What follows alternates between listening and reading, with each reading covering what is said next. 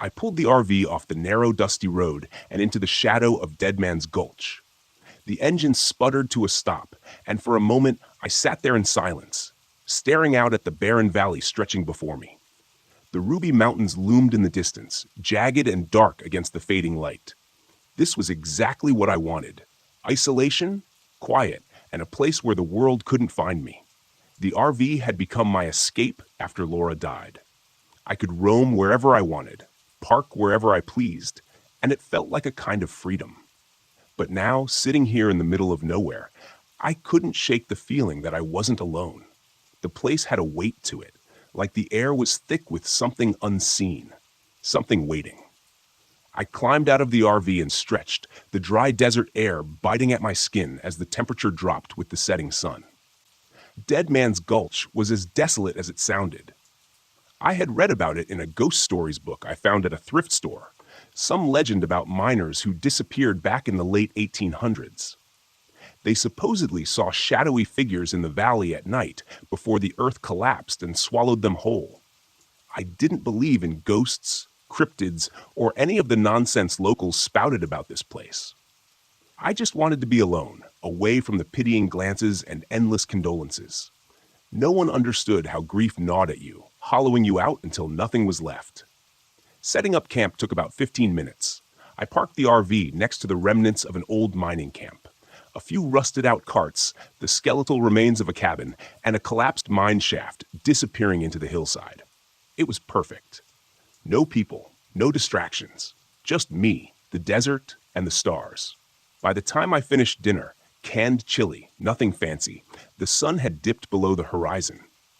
I sat at the small table inside the RV, staring at the book in front of me, filled with old tales of ghost sightings and strange disappearances, most of them from around here.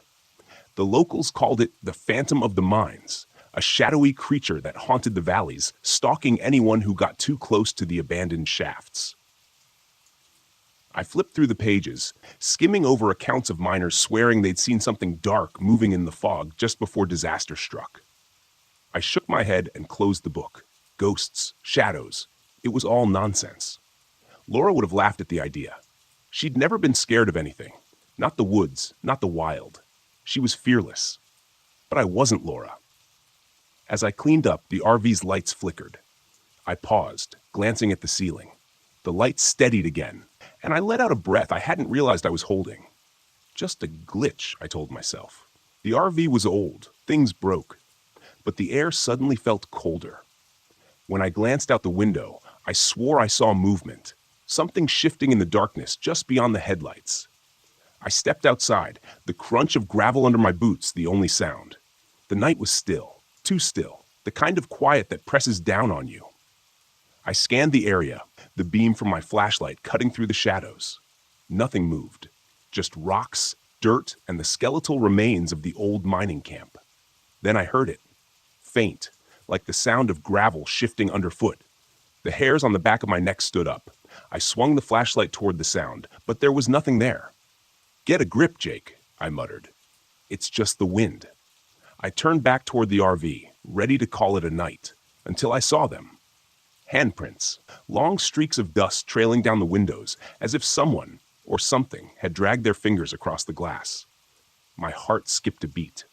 I was alone. I knew that. No one had passed me on the road for hours. No one was out here. At least, no one should have been.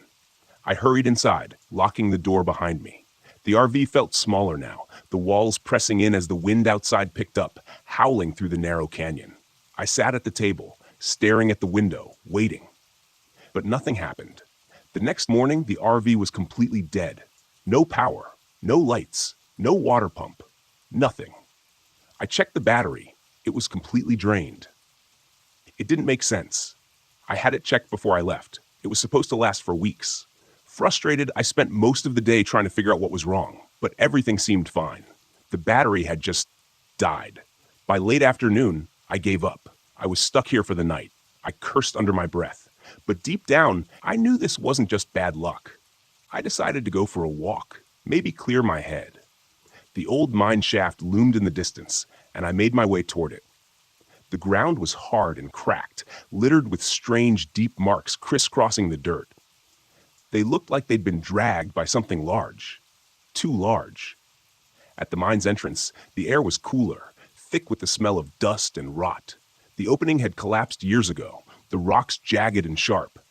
But there in the dirt were more of those strange marks, long, deep gouges, like something had been clawing its way out.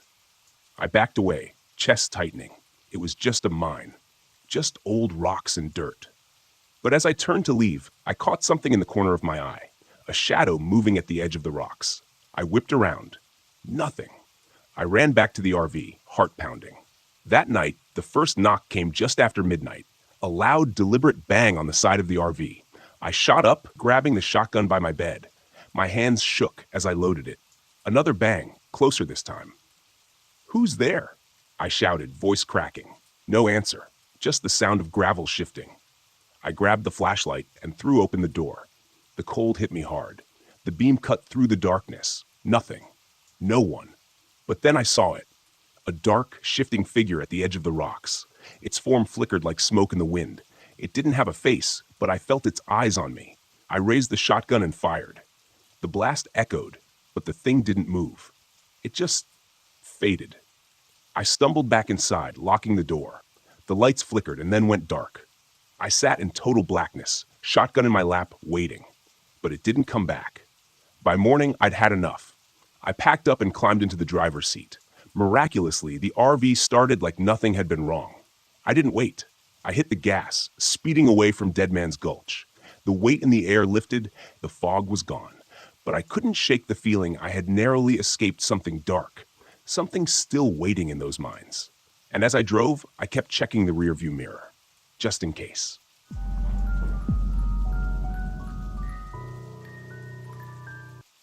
The beast of Blackwater Ridge. I've always prided myself on being the guy who keeps his cool no matter what. That's why I was leading this trip deep into the Blackwater Ridge, Manila National Forest. It was supposed to be a challenge, and I was ready for it. I'd hiked dozens of trails tougher than this, and I wanted to prove that to my old friends, especially Nate, who couldn't even set up a tent without breaking a sweat. But there's something about being miles away from civilization, surrounded by nothing but endless trees, that starts to mess with your head. As soon as we arrived, I could feel it. Not that I'd let anyone see that, of course. "Kara, you got the map?" I called out as we packed up the last of the gear. "Yep, but I doubt we'll need it with you in charge," she winked, slinging her backpack over her shoulder. I grinned. She knew how to stroke my ego, one of the things I loved about her. Nate, on the other hand, was struggling to adjust the straps of his pack. His face was already red, and we hadn't even started walking yet. "Can we take it slow, guys? I haven't done this in a while." "Sure, Nate. We'll pace ourselves," I said, trying to hide my impatience. Sarah, ever the practical one, rolled her eyes but said nothing. She was the scientist of the group, the one who'd be lecturing us about rare plants and half ecosystems halfway up the trail. She was here more for research than the hike, but I knew she could handle herself. We hit the trailhead late in the morning, the sun already filtering through the thick canopy above. The first couple of miles were easy enough, well marked, a few uphill climbs, nothing too rough. Nate fell behind pretty quickly, as expected, but we made enough stops to let him catch up. By the time we reached our first campsite, the air had a heavy, oppressive feel. The sun dipped below the trees, casting long, eerie shadows across the forest floor. The dense foliage seemed to swallow up the light, leaving us in a strange twilight. We set up camp without much trouble, although Nate complained about the weight of his gear the whole time. Our tents were cheap, sure, but they did the job. Sarah was meticulous, making sure her tent was perfectly aligned with the slope of the ground. "It's going to rain tomorrow," she said almost as an afterthought. "Clear skies right now," I pointed out, but she just shrugged. Night came quickly, faster than I expected. By the time we had the fire going, the forest had gone almost completely silent. No birds, no insects, just the crackling of the fire and the occasional rustling of leaves. It was weird. I'd been in plenty of forests, but something about this one felt off. "You guys hear that?" Nate said, glancing around nervously. Hear what? Kara asked, stirring the pot of stew she'd made over the fire. No, it's like, I don't know, like something moving out there. I paused, listening. At first, there was nothing. But then I heard it too. Soft, distant, and low. A growl, almost like the sound of a heavy breath. Coyotes, I said, trying to sound confident. Nothing to worry about. They're probably more scared of us than we are of them. But I saw Sarah tense up. She was studying the woods beyond the firelight, her face set in concentration. I didn't like that. When I turned back to Nate, he was pale, fidgeting with his hands. Maybe we should keep the fire going all night, he said. Relax, Nate. We're fine. Nothing's coming near us. But the truth was, something felt off. Even I couldn't shake it. The second day was rough. The terrain started to get steeper, and the trail was less defined. Nate was falling behind more often, and Kara's enthusiasm was starting to wane. We pressed on, but there was a growing sense of unease that none of us could shake.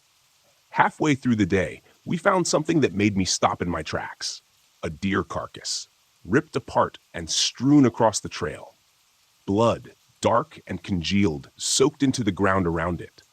Whatever had killed it wasn't hunting for food. It looked like something had torn it apart just for the hell of it. Nate gagged, turning away. What the hell? Kara knelt beside the body, her face a mix of curiosity and horror. This wasn't a bear. Look at the size of these tracks. I crouched down next to her. She was right. The prints were huge, human-like but twisted. Something was wrong with the feet. Long, deep claw marks gouged into the dirt. I glanced at Sarah. Her face was pale, her brow furrowed in deep concern. This isn't normal, she whispered. We should go back.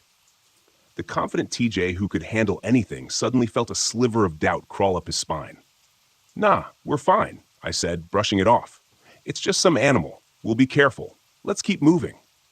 But I knew, we all knew, something was out there, watching. That night was worse. We set up camp earlier, just as the sky began to darken. The wind picked up, carrying a strange metallic scent, something foul. The air felt heavy, thick with unexplainable dread. The fire crackled low, throwing flickering shadows on the tents, but none of us felt the comfort of its warmth. We sat closer than usual, even Nate, who had barely spoken since we found the deer. I sat there gripping the handle of my knife, trying to tell myself I was just being paranoid.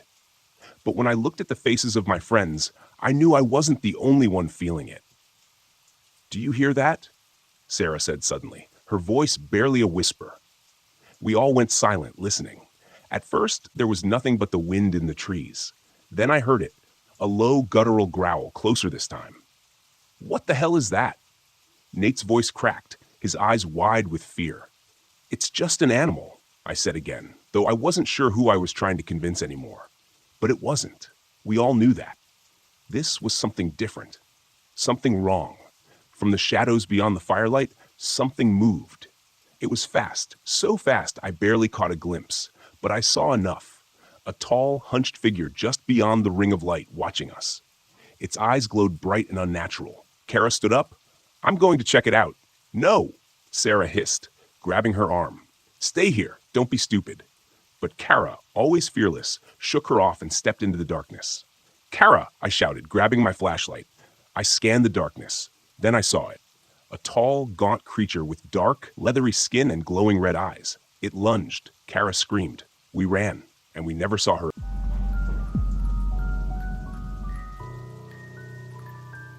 The road into the Adir-Andax was long, winding, and empty, just how I liked it. After a few hours of driving, I pulled the RV off the narrow trail and into a small clearing by the lake. The pines stretched high and thick around me, their dark green needles blending into the overcast sky. This was exactly what I needed, complete isolation. No people, no noise, just the quiet of the forest and the sound of my own thoughts. I parked the RV, turned off the engine, and stepped outside. The air was cool, crisp, with the faint smell of pine and damp earth. The only sound was the occasional rustling of leaves in the breeze and the distant ripple of water. Perfect. This place would give me the quiet I craved, a chance to think, without the distractions of civilian life. Ever since leaving the military, I'd been chasing peace, and this felt like it could be the spot where I'd finally find it. I grabbed my gear and went about setting up camp. It didn't take long. I'd done this enough times to know the routine. Gather firewood, get a small fire going, and make sure the RV was ready for a night out in the wilderness. As I made my way through the trees, something caught my eye. On one of the nearby trunks, there was a strange marking, a crude carving of a figure, long and thin, etched into the bark. I frowned, running my fingers over it.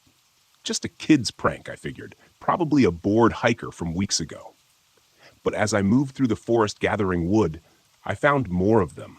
Carved figures on the trees, all tall and slender, stretching higher than any human could reach. It was strange, but I wasn't here to think about strange things. I was here to forget. By the time the sun set, the fire was crackling softly, casting flickering light across the clearing. I settled in next to the warmth, staring out at the darkening forest. There was a peace in the solitude, something comforting about being alone with the sounds of the wilderness. But as the night wore on, I started to notice something. The forest was too quiet. No rustling leaves, no night animals scurrying about, just silence. And then, just beyond the edge of the firelight, I heard it. A soft rustling sound, like something moving through the underbrush. I sat up, scanning the darkness with my flashlight. Nothing. The beam of light cut through the trees, but there was no movement, no sign of anything unusual. I shook my head. "You're just on edge," I muttered to myself, trying to dismiss the tension building in my chest. The wilderness could play tricks on you if you let it. I knew that better than most. I was here to clear my head, not to let it run wild. But then I saw it. At the edge of my vision, just for a split second, something moved, tall, thin, just beyond the trees. I jumped to my feet, gripping the flashlight tighter, and aimed the beam toward where I'd seen the figure. But there was nothing, only the dark outline of the pines swaying slightly in the wind. I stood there, heart pounding in my chest, every muscle tense, waiting for something to step out of the shadows. But after a long moment, the rustling stopped. The trees swayed, and the forest fell back into its unsettling quiet. I forced myself to sit back down, staring into the fire, trying to shake off the feeling that someone or something was watching me. The next morning, I woke early, determined to shake off the nerves from the night before. I grabbed my gear and decided to hike deeper into the woods. Maybe, if I put some distance between myself and the campsite, I could clear my head. The trail was faint, barely more than a thin path winding through the trees.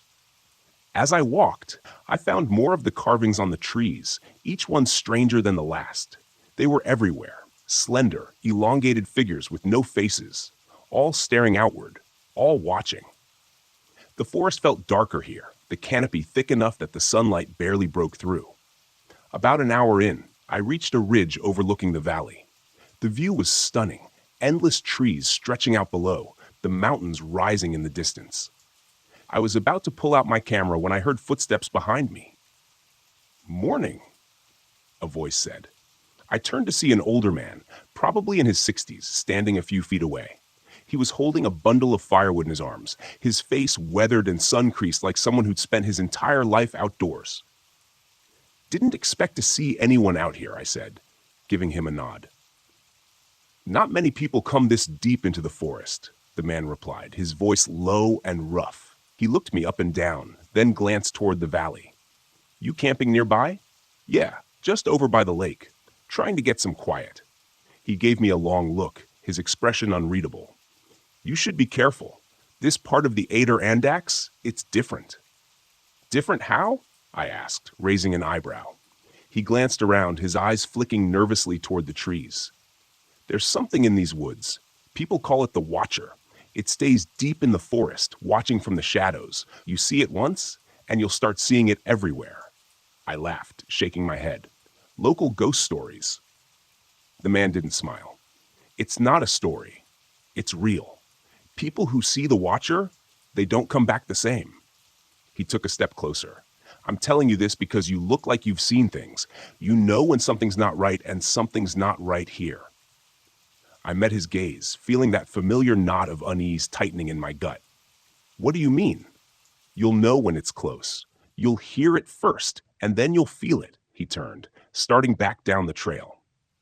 Just don't stay too long. I watched him go, his words echoing in my mind.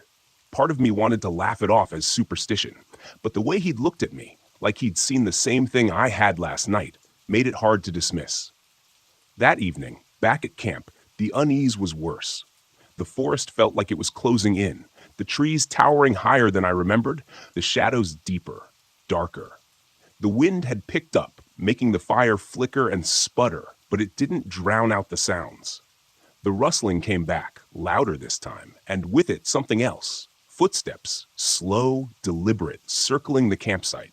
I grabbed my flashlight, shining it into the darkness, but the beam barely seemed to penetrate the trees.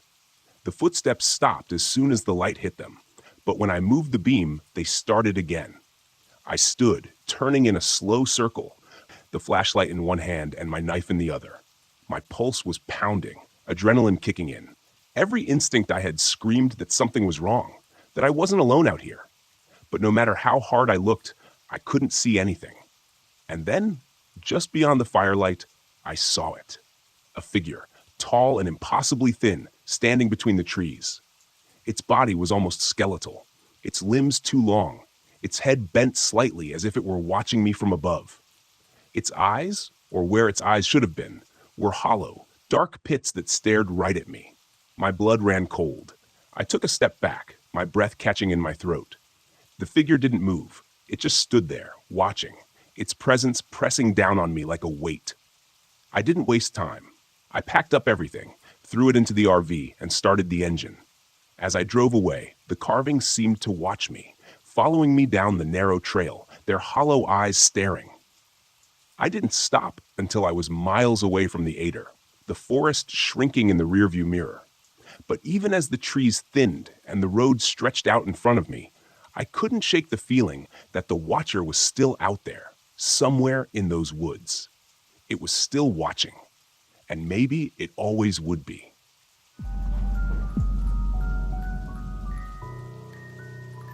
I had been driving for hours, the Mojave Desert stretching endlessly around me, barren and vast under the relentless sun.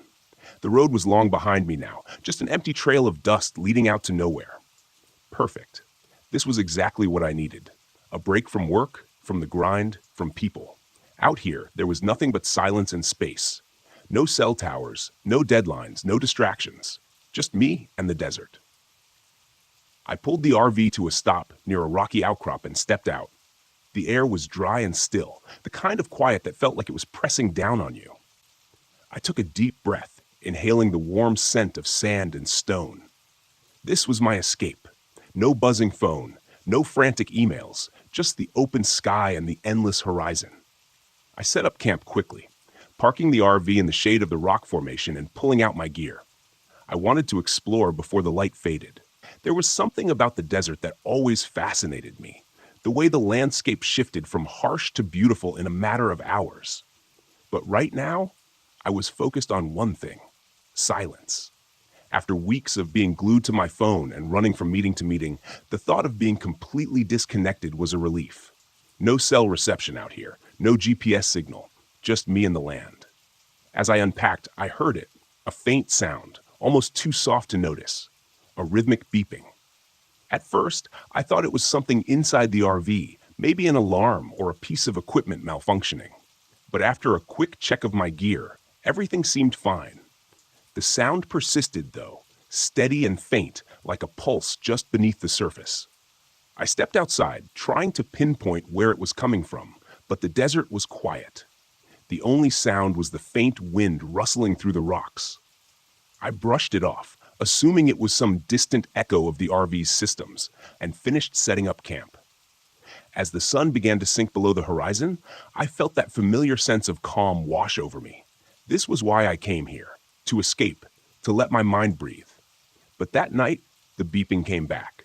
I was sitting by the campfire, watching the flames flicker against the darkening sky, when the sound returned, clearer this time. It was still faint but persistent, a soft, rhythmic pulse, like something distant calling out.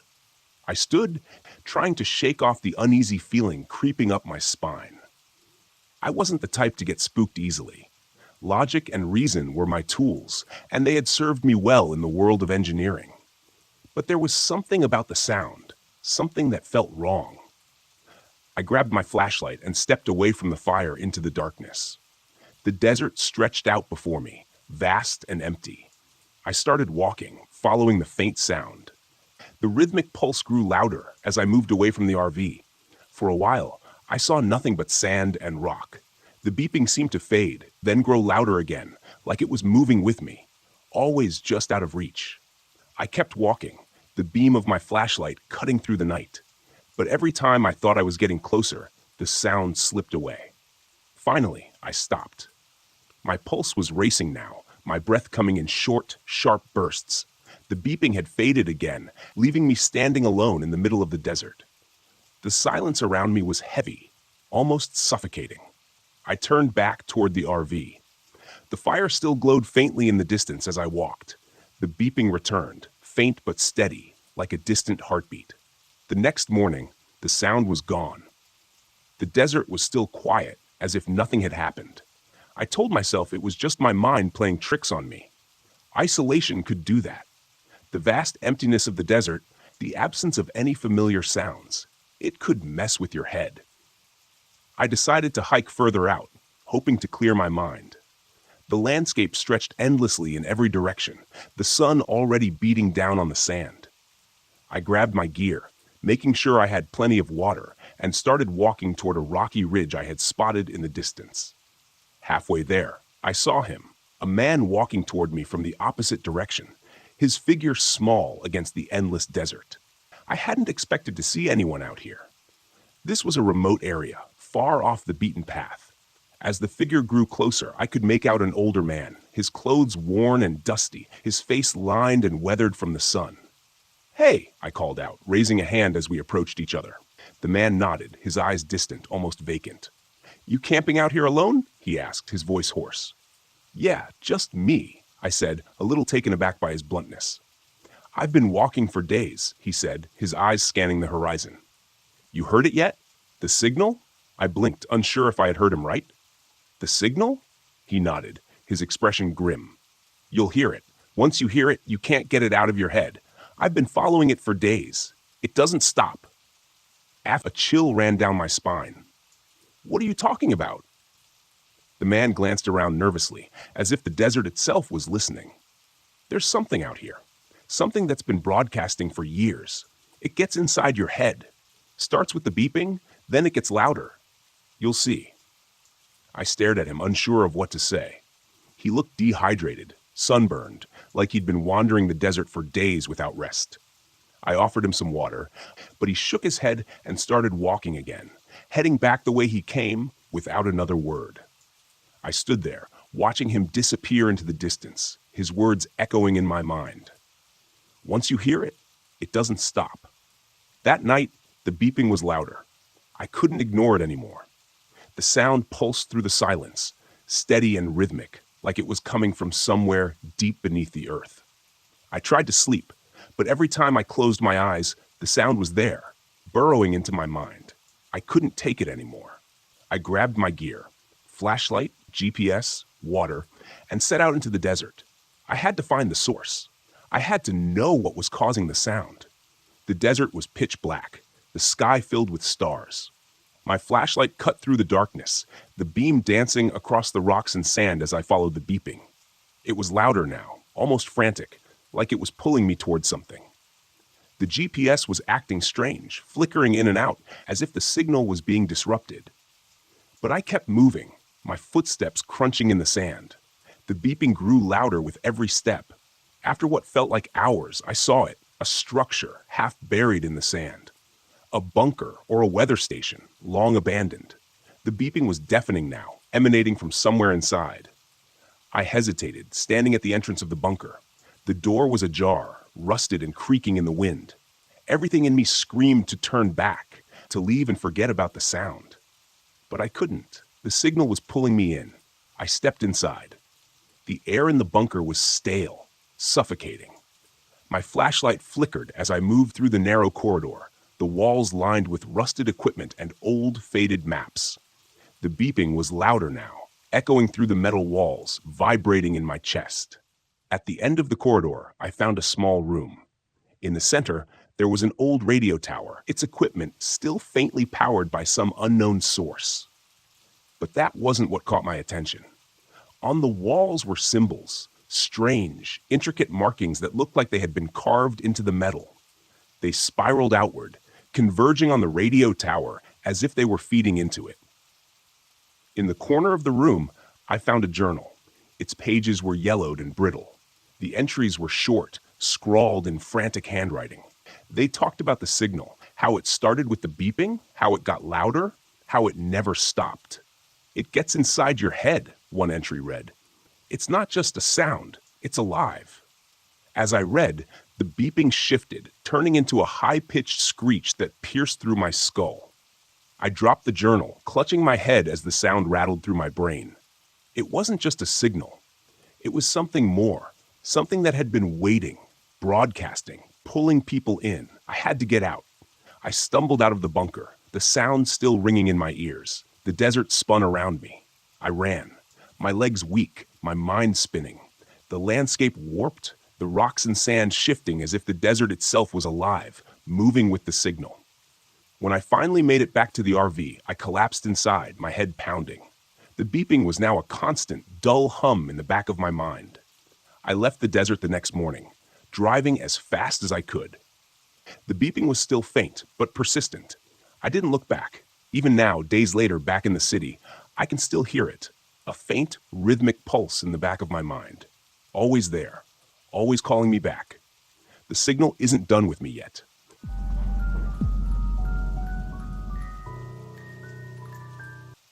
The fog was thicker than I'd expected. I pulled my RV into a secluded clearing in Pisgah National Forest and stepped out into the damp air, the smell of wet earth heavy in my nose. Everything was muffled, as if the forest were holding its breath.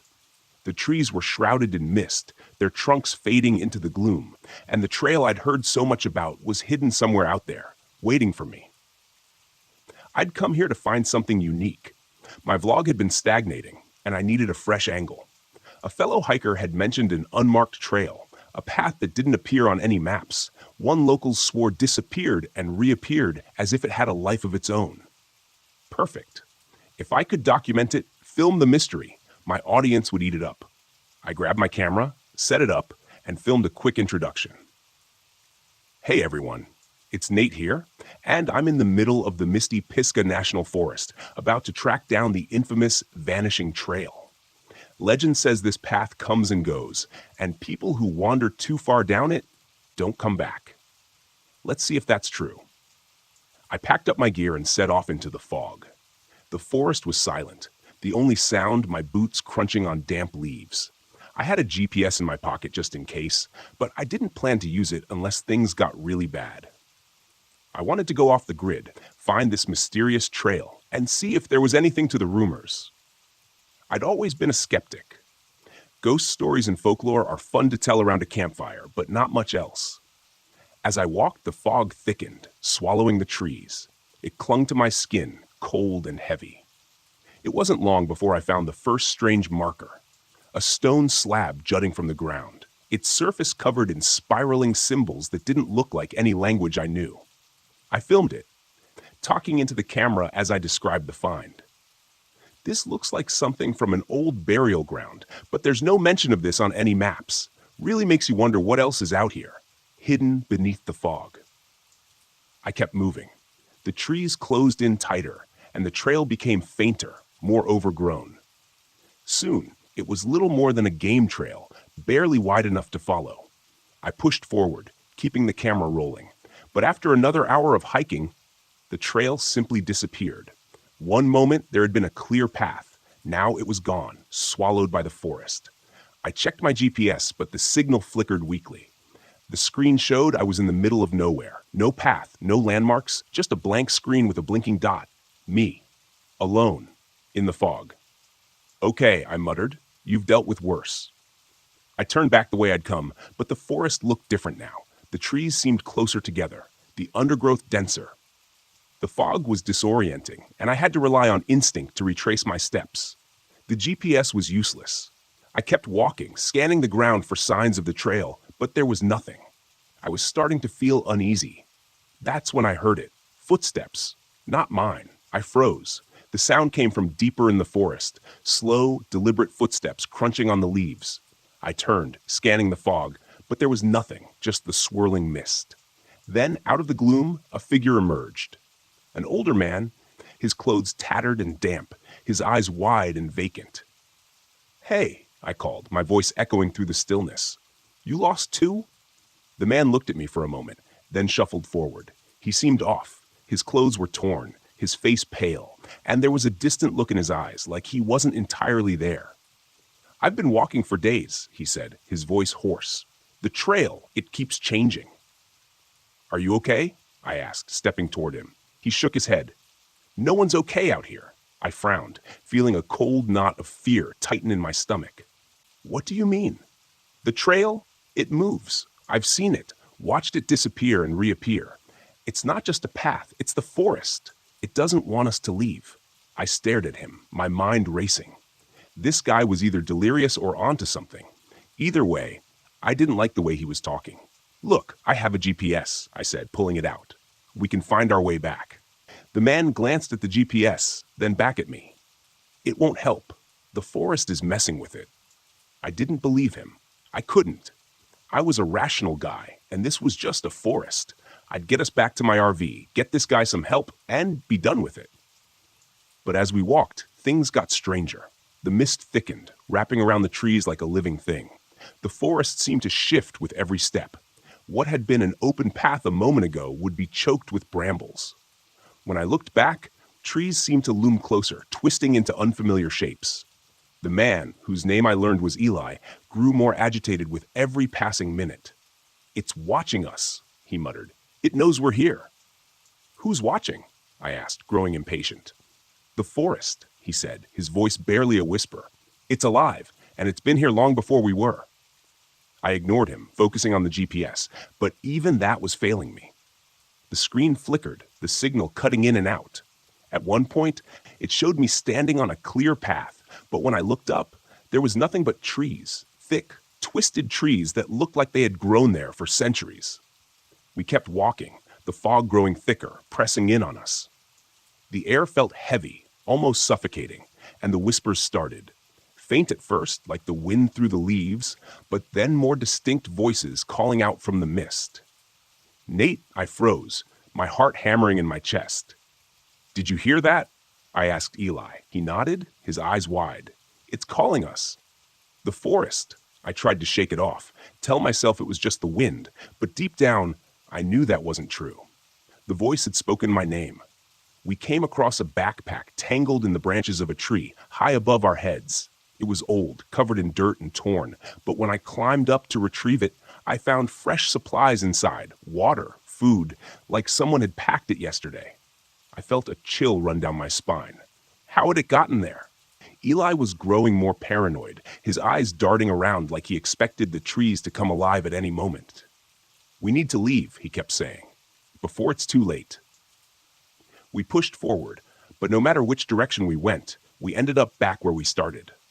The fog seemed to pulse with an unnatural energy. The whispers grew louder.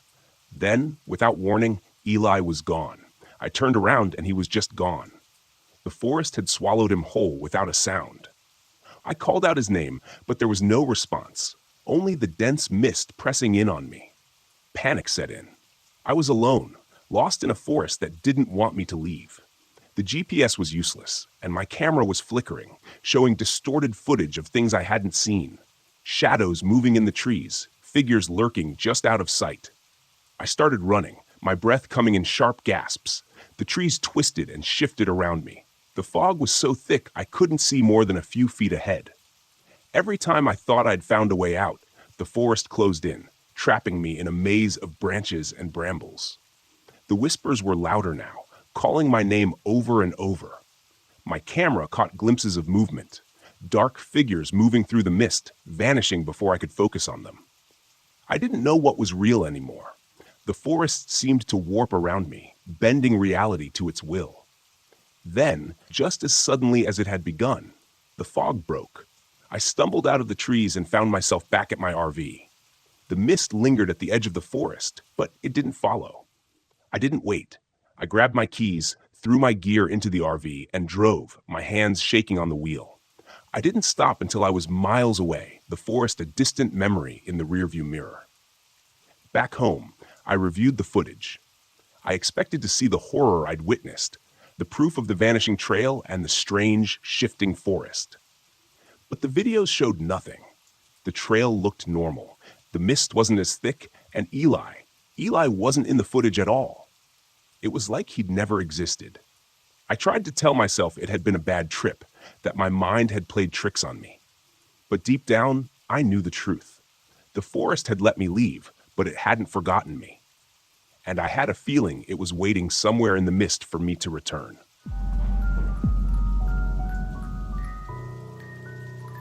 The forest around me was too quiet. I'd been sitting by the campfire outside my RV, immersed in the silence for hours, but now something felt off. The kind of off you feel in your gut before your brain catches up to what's happening. No wind, no rustling in the leaves, just dead stillness. That was the first thing I noticed when I pulled up to this remote campsite deep in Mount Hood National Forest. A place like this should have been full of life. Birds, insects, something. But the only sound was the crackle of the fire and the distant hum of the radio I'd brought along. I needed quiet after everything that had happened over the past year. I wasn't looking for distractions, just isolation. After my wife's death, nothing made sense anymore. People kept telling me I needed to move on, but the noise of life, the sympathy, the well-meaning advice, the friends who didn't know what to say, became unbearable. So I packed up and hit the road, hoping the wilderness would give me space to think, or maybe stop thinking altogether. I thought the forest would help. It had, until now. The radio's static broke the silence, a sudden burst of garbled noise that made me jump. I turned my head toward the RV, where the old ham radio sat inside. I hadn't even touched the thing in hours. It was an antique I'd brought along to mess around with in my downtime, but the signal had been dead all day. No stations, no chatter, nothing. Until now. I stood up from the fire, walked over to the RV, and ducked inside to check the radio. The static was louder, more insistent, like it was trying to form words but couldn't quite get there. I twisted the dials, searching for a clearer signal, but all I got was more white noise. Then, through the crackling, I heard it. A voice, faint and garbled, speaking numbers, 1, 3, 7, 8, 9. The numbers repeated over and over, mechanical and cold, like a voice from an old number station. It didn't make sense. I was miles from anywhere, and this was supposed to be a dead zone. No signal, no interference. The voice paused for a moment, then the numbers started again. 1, 3, 7. It sent a chill through me, but I told myself it was just some rogue signal bouncing off the atmosphere. Maybe a military transmission. There were logical explanations for this kind of thing. I was sure of it. But the way the numbers repeated over and over felt wrong. Like the message wasn't for just anyone, it was for me. I shut the radio off. My fingers were trembling slightly. I wasn't here for this. I needed quiet, not some weird radio signal rattling around in my head. The next day, I tried to forget about the radio. I spent the morning hiking through the woods. The towering pines loomed overhead like silent giants. The air was cool and damp, the sky just a sliver of gray through the dense canopy. But something gnawed at me, a faint buzzing at the back of my mind. No birds, no animals, just silence. When I returned to the campsite, the radio was on again, static blaring from the speakers. I hadn't touched it. I stepped inside the RV, staring at the radio like it might come to life. The static was louder now, more intense. I could feel it in my bones, like the vibration from a low hum in the ground. And beneath the static, the numbers were back. 1, 3, 7, 8. I slammed my hand down on the off switch, killing the sound. My pulse was racing, my mind scrambling for an explanation. It had to be a glitch, something with the wiring, maybe a stray electrical signal. I'd worked with enough technology over the years to know that things sometimes did strange things when you weren't looking. But the numbers, the way they were so clear, so deliberate, I shook it off and stepped back outside, trying to push the growing unease away. That's when I noticed the man standing at the edge of my campsite. I hadn't heard him approach. He was just there, tall, scruffy, wearing a weathered jacket and a backpack slung over one shoulder. He looked like a camper, but there was something about the way he stood, stiff and tense, like he was waiting for something to happen. "Hey!" I called out, trying to keep my voice steady. "You lost?" The man looked at me, his face tight with anxiety. "I heard it too," he said. I froze, my heart skipping a beat. "Heard what?" "The signal, the numbers," he said, glancing toward the RV. "I've been picking it up on my own radio. It's not normal." My mouth went dry. "You've heard it too?" The man nodded. "I'm Ben," he said, stepping closer, his voice low. "I was camping a few miles down the road. I've been getting static, voices, weird electrical interference. My GPS stopped working. My cell phone drained to 0 in minutes." I swallowed hard, my mind racing. "What do you think it is?" Ben shook his head, his eyes darting toward the trees. "I don't know, but it's not natural. The way the signal moves, it's like it's getting closer." I didn't know how to respond to that. I was a man of logic, of science. Signals were signals. Glitches were glitches. But there was something about the way Ben spoke, the fear in his eyes, that made my skin crawl. That night, the radio came to life again. I tried to ignore it, tried to focus on the campfire and the peaceful silence of the woods, but the static was louder than before. The numbers were clearer, more insistent. 1, 3, 7, 8. Ben was sitting across from me, his hands wrapped around a cup of coffee. His eyes constantly scanned the dark forest around us. He hadn't relaxed since he showed up, and I couldn't blame him. There was something wrong here, something I couldn't explain. "You think it's some kind of broadcast?" I asked, more to fill the silence than anything. Ben shook his head. "I don't think it's a broadcast at all." "What do you mean?" He hesitated, then leaned closer, lowering his voice. "I think it's a warning, or a signal from something out there." I stared at him, trying to process what he was saying. A warning from what? Before I could ask, the static on the radio cut out for a moment. There was only silence, the kind of silence that presses down on you, that makes your skin prickle with anticipation. Then a sound, a soft rhythmic clicking, like something metallic tapping against wood. I grabbed my flashlight and pointed it toward the trees, but the beam only revealed darkness. The clicking grew louder, echoing through the forest. And then, through the radio, a voice crackled to life. "We see you." My blood ran cold. Ben's eyes widened, his face pale. "What the hell was that?" I whispered, my voice barely audible over the pounding of my heart. The voice repeated, distorted and mechanical, "We see you." I stood up, the flashlight shaking in my hand. The clicking sound was closer now, coming from all around us, moving through the trees. The forest seemed to pulse with energy, the air growing thick and heavy, like the atmosphere itself was alive. "I think we should leave," Ben said, his voice tight with fear. For once, I agreed. The next morning, I found Ben's tent abandoned. His gear was scattered around the clearing, but there was no sign of him, no footprints, no note. Just the cold, empty forest and the low hum of static that had settled into the air like a living thing. I tried to follow his tracks, but they vanished in the thick underbrush. It was like he'd walked into the trees and disappeared. The GPS on my phone was useless, spinning me in circles. The battery drained faster than I'd ever seen. The static in my ears grew louder the further I went, like the signal was inside my head, vibrating through my skull. The numbers were back too, repeating over and over, etched into my mind. 1, 3, 7. By midday, I stumbled across something I hadn't expected. An old, dilapidated radio tower hidden deep in the woods. The metal was rusted, vines crawling up the sides, but it was still faintly humming with power. I climbed the tower, every step echoing in the stillness. My heart hammered in my chest. At the top, I found the source of the signal, a small glowing device pulsing with an eerie cold light. It didn't belong here. It wasn't part of the original tower. It was something else, something foreign.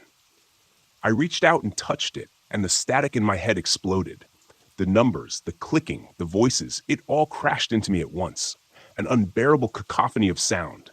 I stumbled back, nearly falling off the tower as the forest seemed to come alive around me. The lights returned, flickering in the trees, cold and mechanical. The clicking grew louder, more frantic, like something was chasing me. I ran. I don't remember how I made it back to the RV, but the lights followed me, the clicking never far behind. But I managed to get inside and slam the door shut. My hands were shaking as I started the engine, the device still clutched in my hand. As I drove away, the static began to fade, but the numbers never left me. They echoed in my mind, a constant whisper, even as the forest disappeared in the rearview mirror. It's been days now, and I'm still hearing them. 1, 3, 7. I can't get them out of my head, and I can't shake the feeling that whatever was out there, whatever sent that signal, knows where I am. And it's not done with me yet.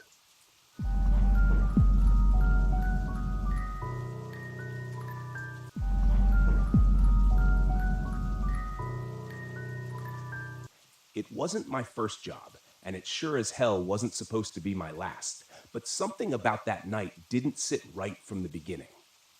Maybe it was the silence on the dispatch call, or the way the wind howled across the San Rafael desert, as if it knew something I didn't. I should have listened to that instinct, the one that makes your gut twist and your hands clench the steering wheel tighter than usual. But when the money's right, sometimes you take a job you wouldn't otherwise. The rig hummed beneath me as I barreled down I-70, heading west. The sky was bruised with the last light of day, purple streaks fading into a storm building on the horizon. I had a long way to go and no time to waste. They said the cargo was sensitive. He needed to be kept at exactly 20 degrees, and if I messed up, there'd be hell to pay. That wasn't what bothered me, though. What bothered me was not knowing what the hell I was hauling. When they don't tell you what's in the trailer, it's never good. My name's Roy Mallister. Bones to the few truckers who still know me on the road. 45 years old, and I've spent the last 20 behind the wheel. The road used to be a kind of escape for me, a way to outrun the things I didn't want to face. But that was before Carol passed, before I let everything else fall apart, including my relationship with my daughter Emily. Haven't talked to her in years, and I don't think about it much anymore. I'm good at avoiding things like that. But tonight, something felt different. The desert stretched out endlessly on either side of me. Just red rock and dry air as far as the eye could see. I hadn't seen another car in miles, which was fine by me. The last thing I needed was distractions. That is, until the dashboard flashed red and the trailer's cooling unit flickered for the first time. I muttered a curse, pulling the rig over onto the shoulder. I cut the engine, grabbed my flashlight, and climbed out into the gathering dusk. The wind hit me hard, dust swirling around my boots as I made my way to the back of the trailer. I could hear the cooling unit working and stuttering like it was trying to fight off some kind of malfunction. Fumbling with the latch, I yanked open the back door and was greeted with a gust of frigid air. It smelled wrong in there, like cold metal and something decayed, the kind of smell that sticks in your nose and won't leave. I shined my light into the back, trying to figure out what was causing the problem. That's when I heard it. A soft tapping. No, not tapping. Scratching. It was coming from the crate, a large wooden crate strapped down in the center of the trailer, covered in heavy chains. My heart started to pound in my chest. The kind of adrenaline spike that tells you to get the hell out of there. But my feet wouldn't move. I inched closer, flashlight trembling in my grip. The scratching got louder. The crate shifted just slightly, as though something inside was alive. "What the hell?" I whispered, backing away. I wasn't going to open it. Not in a million years. I slammed the trailer door shut and locked it tight, forcing myself to breathe slowly. Whatever was in that crate, I wasn't sticking around to find out. I was just supposed to get it from point A to point B, no questions asked. I climbed back into the cab, started the engine, and pulled back onto the road, telling myself I was imagining things. Maybe it was an animal, I thought. Some government experiment or something. None of it mattered. All I had to do was deliver the damn thing. The radio crackled to life as I accelerated, and I jumped in my seat. Static, Then, through the fuzz, I heard something faint. A voice. A woman's voice. Roy, why didn't you come back? My heart stuttered. The voice sounded like Carol's. I smacked the side of the radio, trying to clear the signal, but the static only grew louder. The voice faded, replaced by an eerie, distorted country song, one I hadn't heard since she passed. It was one of her favorites. No, I muttered, turning the radio off. This was just stress getting to me. The isolation, the weird cargo, and the fact that I hadn't slept in 2 days. That's all it was. That's what I told myself as I sped down that endless stretch of highway. But the farther I drove, the worse it got. The storm hit an hour later, and with it came the figures. I thought they were just shadows at first, shapes in the mist thrown up by the desert sandstorm.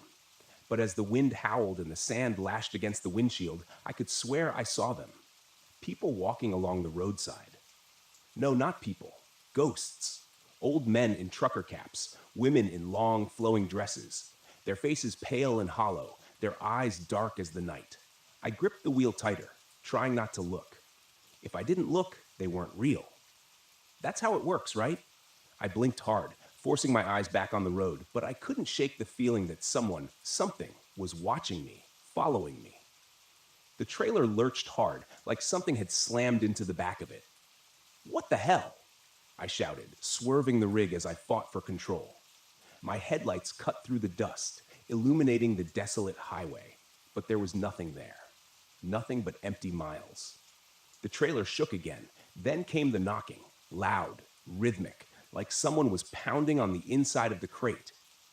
I could feel the hairs on the back of my neck stand up. I was done pretending it was nothing. I was done lying to myself. I had to stop. I had to see what was in that crate. I pulled the rig to the side of the road again, hands trembling as I jumped out of the cab. The wind whipped sand into my face, stinging my eyes, but I didn't care. I grabbed a crowbar from the toolbox and made my way to the back of the trailer. The knocking hadn't stopped. It was louder now, more urgent. With a deep breath, I unlocked the trailer and threw the doors open. The cold hit me again, but this time it wasn't just the refrigeration. There was something wrong about it. The air inside was thick, oppressive, like it was pressing down on me. I raised the crowbar, jammed it under the lid of the crate, and pried it open. And then everything stopped. The wind, the knocking, even the pounding of my own heart. Inside the crate, nestled in layers of straw and old cloth, was something small. It looked like a statue, a human skull, but blackened with strange symbols carved into the bone. It seemed to pulse, like it was alive, like it was breathing in time with me. And then the whispers started. Not from the radio this time, but from the skull itself. Voices swirling in my head, speaking in languages I couldn't understand. But one voice stood out, one voice I knew. Roy. I stumbled back, my heart racing as the skull began to glow with a faint, sickly light. The voices grew louder, and the wind picked up again, howling around the trailer. I slammed the crate shut and bolted the door. I didn't care what they said. I didn't care what I'd seen. I was getting the hell out of there. I threw the crowbar into the cab, jumped behind the wheel, and floored it. The trailer lurched behind me as I tore down the highway faster than I'd ever driven in my life. The storm whipped around me, and through the swirling dust, I could see them again. The figures. They were closer now, standing on either side of the road, their eyes following me. Some of them looked familiar. Faces I'd seen on the road before. Long-dead truckers, friends. Then, as if the storm itself parted, I saw her. Carol, standing in the middle of the road, her white dress flowing in the wind, her eyes locked on mine. I jerked the wheel, swerving to avoid her, but the rig skidded off the road.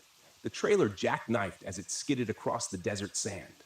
I barely managed to hang on as the truck groaned to a stop, tilted sideways in a ditch. Silence.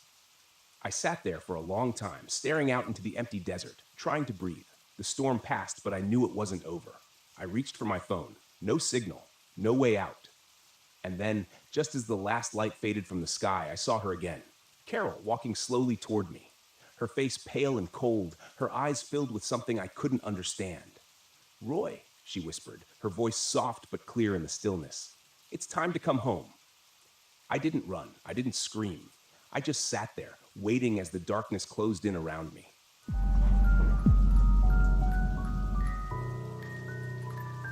I didn't believe in ghosts, UFOs, or anything supernatural.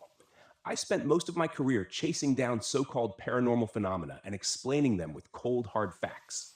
That was my job, turning superstition into science, myths into measurable data. The Brown Mountain Lights?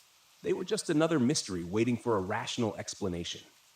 That's what I told myself as I drove my RV up the winding roads of Pisgah National Forest. The thick trees closed in on either side. The air was crisp, and autumn leaves scattered across the path. There was a quiet stillness that made the world feel far away. I should have felt calm, excited even. But as the sun began to sink behind the distant ridges, leaving the forest bathed in shadow, I felt something else. Tension.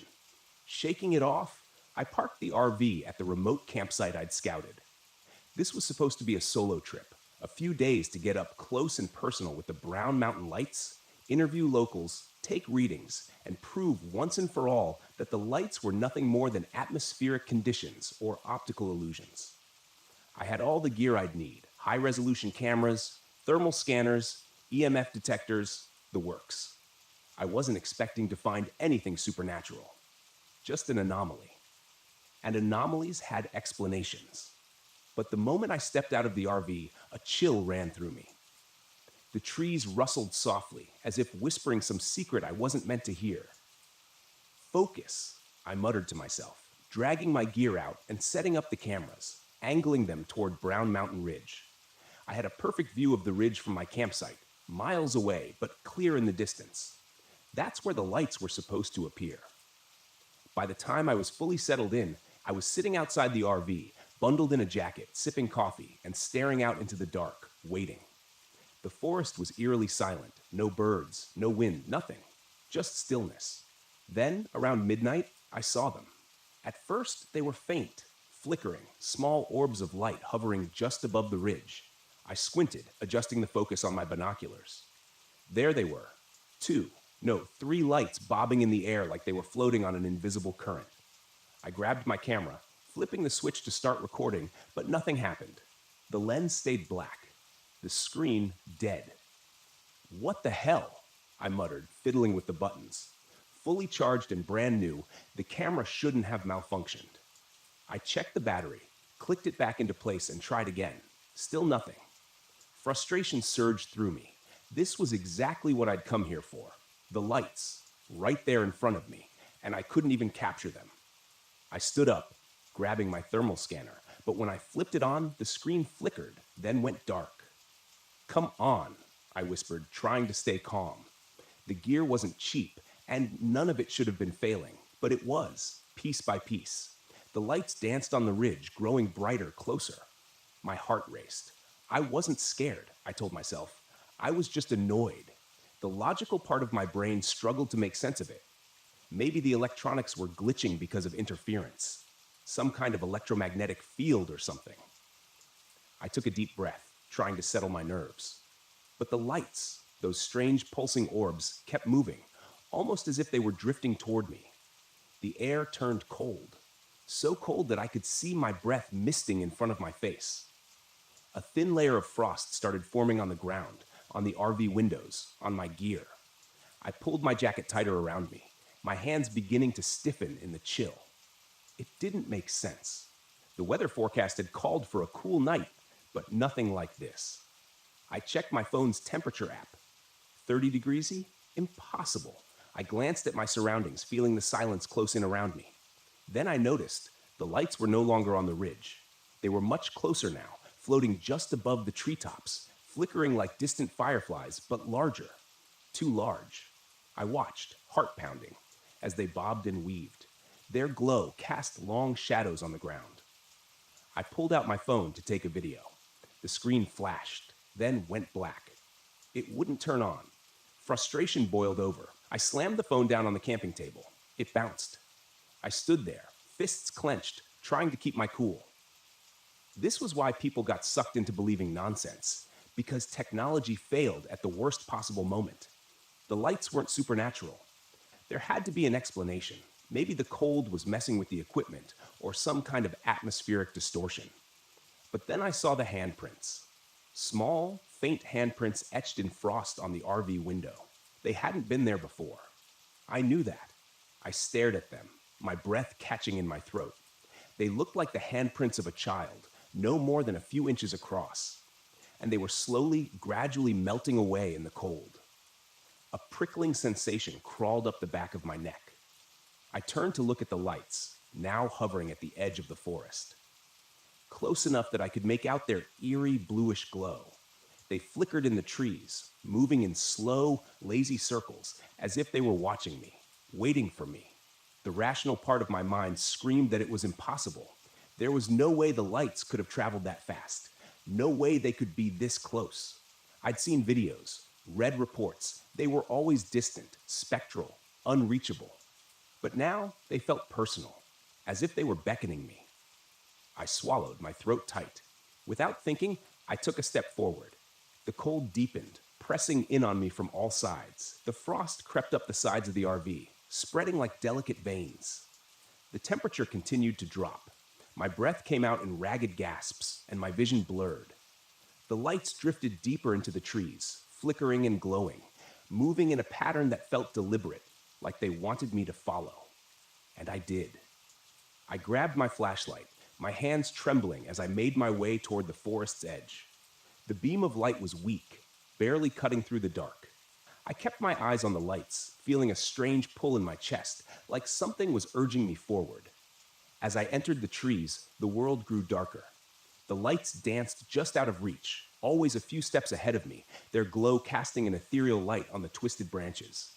The forest felt wrong, too quiet, too still. I checked my watch. 2 hours had passed. I hadn't even noticed. My legs ached, and I realized with a sinking feeling that I had no idea how far I'd wandered. The lights flickered again, brightening as they circled a large boulder ahead, and then they stopped, hovering there, motionless. I took a step closer, and that's when the hallucinations began. Shapes, faint figures moving in the trees, shadows stretching unnaturally long. And there, between the branches, I saw faces. Pale, expressionless faces staring at me with hollow eyes. I blinked, and they were gone. Panic set in. I turned to leave, but the forest had shifted. The path I'd taken was no longer clear.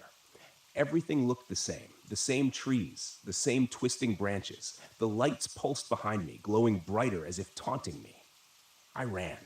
My breath came in short, sharp bursts. My heart raced in my chest as I stumbled through the underbrush, trying to find my way back to the campsite.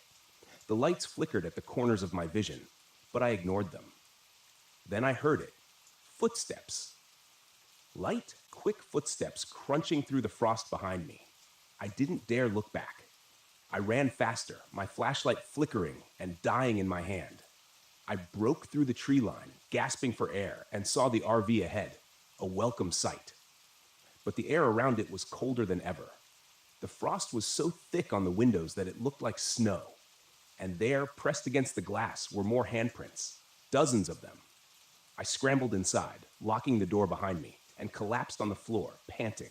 My entire body trembled with cold and fear. The lights were still out there. I could see them through the frosted windows, flickering in the trees, growing fainter as the night wore on. I didn't sleep. I couldn't. By dawn, they were gone. The temperature returned to normal and the frost melted away, but I didn't feel safe. Not anymore. I packed up the RV and drove out of Pisgah National Forest, my hands still shaking on the steering wheel. I'd come here to find an explanation, to debunk the Brown Mountain lights. But what I found was something else, something I couldn't explain. And I knew, deep down, that the lights weren't just a phenomenon. They were something more. Something ancient. Something dangerous. Something that had almost taken me. I don't know what they wanted, but I'll never go back to find out.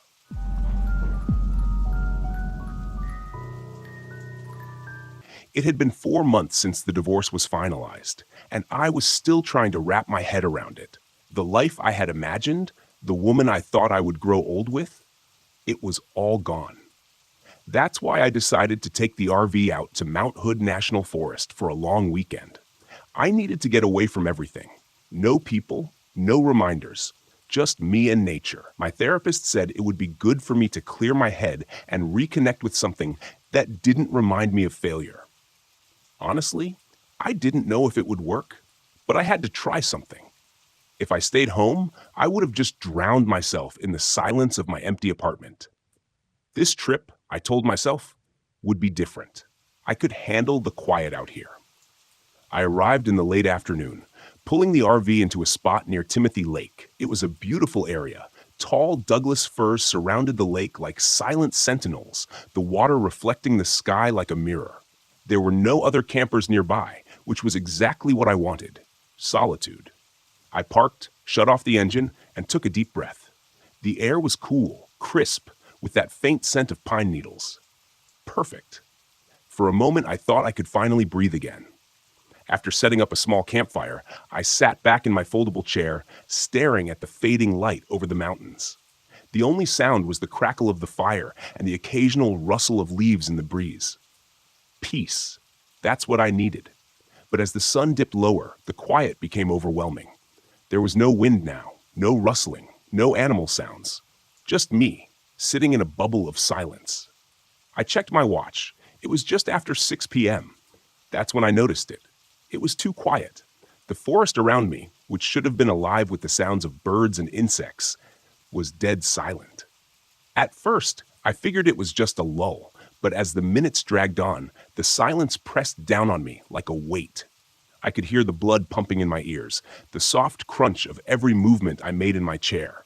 It was like the whole forest was holding its breath. I shrugged it off. Maybe this was what true isolation felt like. No noise, no distractions, just me and my thoughts. But then, out of the corner of my eye, I saw movement between the trees. It was subtle, a shadow slipping between the trunks, just far enough away that I couldn't get a good look. I froze, squinting into the woods. The firelight flickered, casting long shadows that played tricks on my mind. I scanned the tree line, waiting for the shadow to return, but saw nothing. The trees stood still, their branches unmoving in the dead air. Must be a deer, I muttered, forcing myself to relax. The wind picked up briefly, rustling the leaves. I sighed, relieved to hear some kind of noise again. I grabbed a few more logs and threw them onto the fire. The crackling wood was comforting, a reminder that I wasn't completely alone. I told myself I was just on edge from being out here, alone, with too much time to think. After eating a quick meal, I decided to call it an early night. The silence was getting under my skin, so I climbed into the RV, locked the door behind me, and settled into the small bed in the back. My phone had no signal, of course, but I wasn't planning on talking to anyone anyway. I lay there, staring at the ceiling, trying to let my mind go blank, but the silence didn't let me rest. The RV was soundproofed, but even then I felt like something was missing. No crickets, no owls, nothing, just the absence of sound. I felt trapped inside my own head. Every little shift of the mattress or rustle of my blanket amplified in the quiet. Eventually, I drifted off. Sometime in the middle of the night, I woke up with a start. I wasn't sure why at first. There hadn't been any loud noises or nightmares, just silence. But something was wrong. My skin prickled with unease. I sat up, rubbing my eyes, and glanced around the RV. The windows were fogged up, and the air felt heavier, somehow oppressive. I heard something outside. No, that wasn't right. I heard nothing outside. I swung my legs out of bed and stood, listening closely. It was the strangest sensation, like my own breathing was distant, muffled, as though I wasn't entirely in my own body.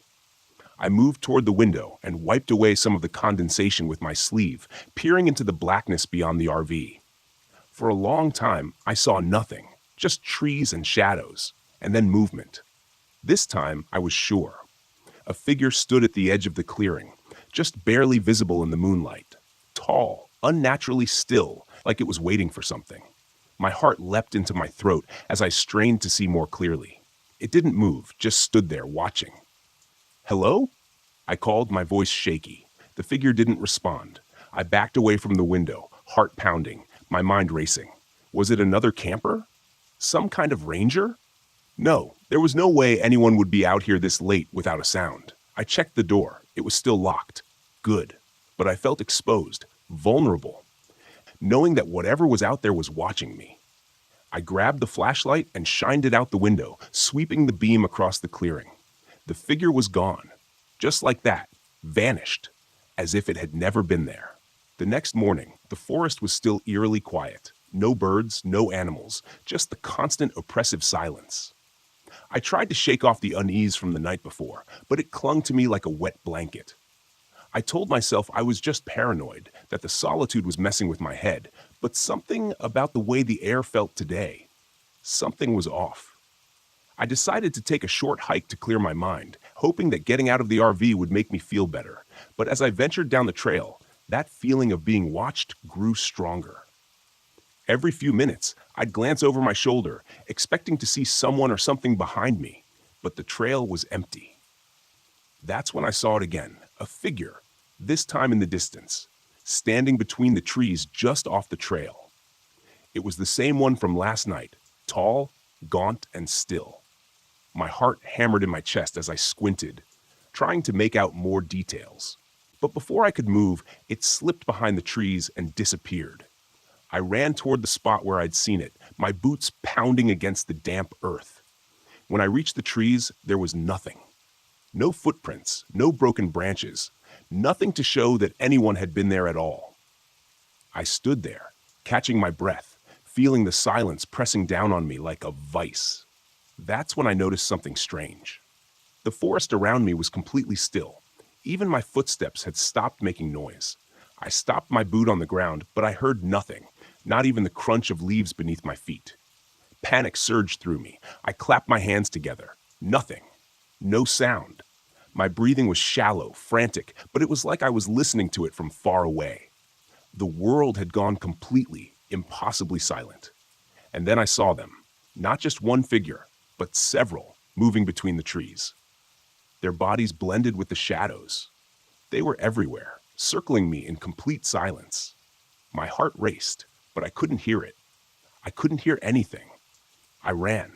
I didn't know where I was going, just that I needed to get away.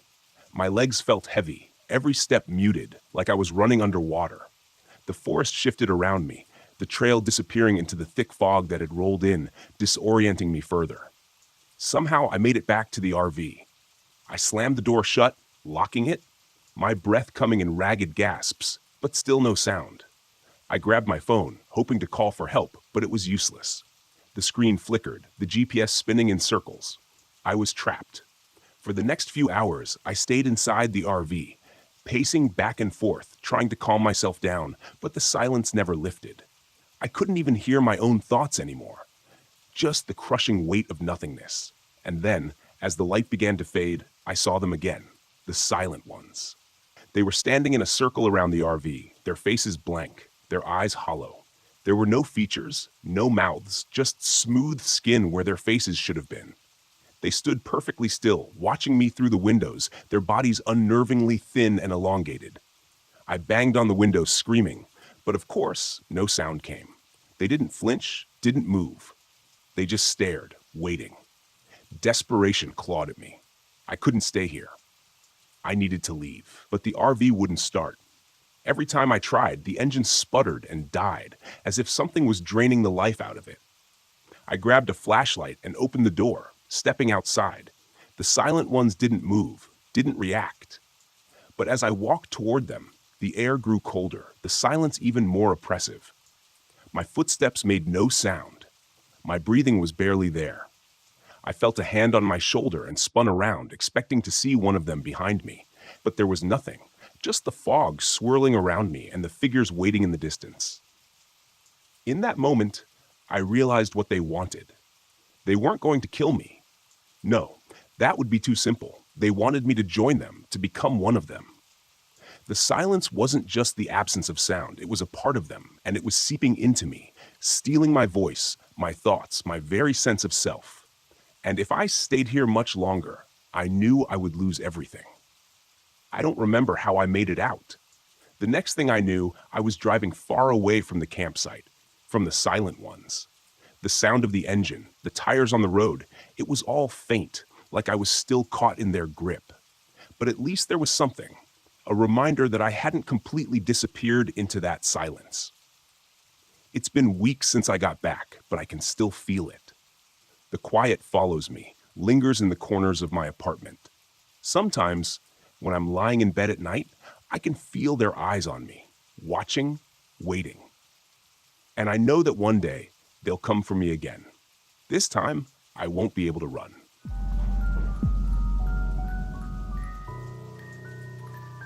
I needed this escape after the year I'd had. Peace was the only thing I craved. My ex-wife had taken the house, my boss had taken my sanity, and I was left holding nothing but a bag of resentment and a camera. So here I was, finally alone in Black Rock Canyon, Joshua Tree's hauntingly beautiful desert. They said these nights were the darkest in the country, perfect for the long exposure shots I needed for my portfolio, but also hopefully for some much-needed clarity. The sky was ink black, spattered with a smattering of stars, and my RV felt like a fragile shell in this immense desert, which stretched out infinitely on all sides. I set up my tripod, thinking how strange it was to have so much space and yet feel the weight of something closing in, pressing down on me from every angle. I framed the shot, the rock formations jagged against the horizon like bones clawing up from beneath the desert. Just as I clicked the shutter, something caught my eye. Something odd up on a nearby ridge, a pile of stones stacked in a rough tower stood silhouetted against the fading light. I squinted, unease prickling the back of my neck. It wasn't a cairn, at least not like the ones I'd seen before. These rocks were stacked too high and too precisely, almost ritualistic in their placement. And yet I'd seen no one here, not a soul for miles. I shook it off and went back to shooting. The night, with all its dark expansiveness, was settling in, and I was ready to forget everything. That's when I heard it, a low humming sound reverberating through the thin air. It was faint, just a vibration, but I felt it in my bones. I stood still, listening, straining my ears as it grew louder, rhythmic, almost like a chant. I whipped around, expecting to find some desert animal or even another hiker, but there was nothing. Just the stacked stones up on the ridge, now looming in the moonlight, their shadows long and spindly like fingers stretching down toward me. "All right," I muttered, forcing a laugh. "Maybe you're just getting a little too comfortable out here." I forced myself back into the RV, telling myself it was just the wind, a desert echo, a trick of the open space. But that hum stuck with me, burrowing into my chest like a thorn I couldn't shake. I didn't think much more of it until the middle of the night when I was jolted awake by a noise inside the RV, a clicking, snapping sound. My heart hammered as I sat up, listening. Nothing. I climbed out of bed, checking the windows, and noticed my camera's light blinked. That's when I saw them. The pictures. They'd been taken while I was sleeping. Distorted, blurry images of me lying in bed, the RV's dim interior barely illuminated. What the? I muttered, flipping through them, my mind scrambling for an explanation. There was no way I'd taken these. The only other option was that someone had been in here while I was asleep. My pulse raced, and I checked the door, feeling a wave of relief to find it locked. I told myself the camera was just malfunctioning, a faulty shutter, maybe. But still, the hairs on my arms stood on end. In every photo, just beyond the frame, there was a shadow, a faint blur, like someone was standing just out of sight. I glanced out the window, half expecting to see someone staring back at me. But there was nothing, just the desert, empty and still. Reluctantly, I climbed back into bed, but sleep was out of the question. Every creak of the RV felt amplified in the silence, and I lay awake until the first light of dawn finally broke the tension. In the harsh light of morning, my nerves felt foolish. Determined to shake the feeling, I threw on my gear and hiked up to the ridge where I'd seen the stacked stones. The desert had that strange, quiet hum again, as if it were alive and breathing. The closer I got, the more stones I saw. They were everywhere, scattered across the sand, piled high, some forming a rough circle. At the center, I found something I hadn't expected, a rusted metal plaque, half buried in the dirt, worn down but legible. I brushed the sand off, reading the words aloud, feeling the weight of each one. "Do not disturb the desert's watchful ones." I swallowed, feeling an odd chill run through me. I'd read enough stories, heard enough lore, to know that some things were better left alone. I made my way back to the RV, but that feeling of being watched clung to me. I was only a few feet from the door when I saw it. Someone standing at the edge of the rocks, staring down at me. My heart skipped. I called out, "Hello?" But there was no answer. They just stood there, perfectly still, a tall figure with shadowed features. I blinked, and they were gone. That night, I set up my camera again, trying to capture the stars, hoping to drown out the unease and work. But as the hours passed, the desert seemed to close in around me, and the silence grew almost deafening. Around midnight, the humming started again, that same low drone, a chant. I shut my eyes, telling myself it was a desert sound, a trick of the wind. But when I opened my eyes, something shifted at the edge of my vision. There it was again, that shadowy figure. This time, closer, standing just beyond the reach of my headlights. Its features were obscured but unmistakably human. I couldn't see its face, but I felt its eyes on me, cold and unblinking. "Who are you?" I shouted. But it said nothing. It just stood there, silent, watching. I felt the chill seep into my bones as the figure slowly lifted a hand, pointing toward the ridge and the circle of stones. My mind screamed at me to stay in the RV, to lock the doors and wait for morning. But something inside me pushed back, a bitter voice whispering that I was here to face my demons, even if they were made of nothing more than shadow and sand.